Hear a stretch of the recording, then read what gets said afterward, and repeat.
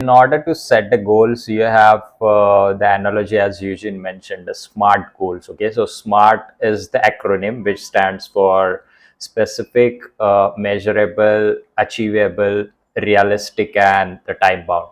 Okay, so basically what this analogy means is you just have to fit in and say check your goals if that is a SMART goal. Like if your goal is specific, if your goal is measurable, if your goal is achievable, realistic, and then time bound.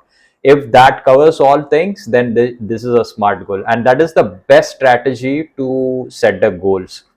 uh, so basically, let's understand this from an example. I think let's Eugene, do you want to define a target for an athlete that we can take around, so that we can actually just set a goal for him or her?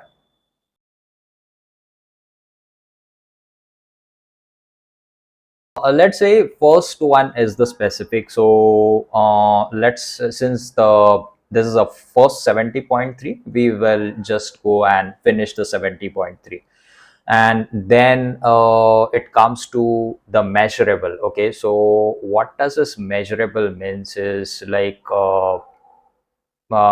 I think this guy is trying to finish under 7.730 hours. That gonna be the time that we have, and it is gonna be measurable around it. Okay. Next is, let's say 7:30, and then let's break it down. Okay.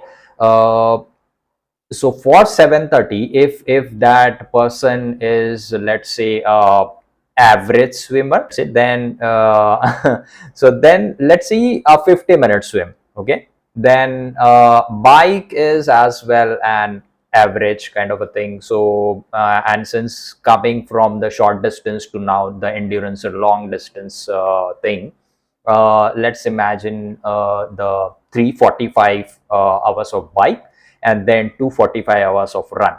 So this actually is becomes your achievable, because you have actually 7:30, and you have segregated that into chunks of the three different sports. And why it is achievable? It because we have defined a target athlete that we understand is having done couple of or two standard distance triathlons, and then coming very freshly to the 70.3 uh, with no experience in 70.3. Okay, so that becomes achievable, and it is realistic as well, considering the athlete that you are actually targeting for it. So it becomes realistic. It is not too vague goal, or it is not too higher or lower goal as well. Okay, now coming to the time bound, let's say he wants to do all of this in the next 6 months.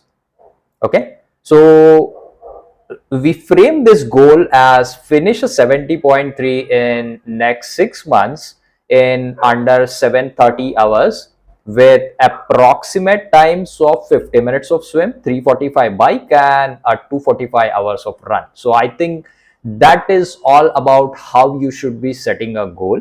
With this example, I think you must have got an idea with how you can do it for your races and your background actually. So go ahead and do that.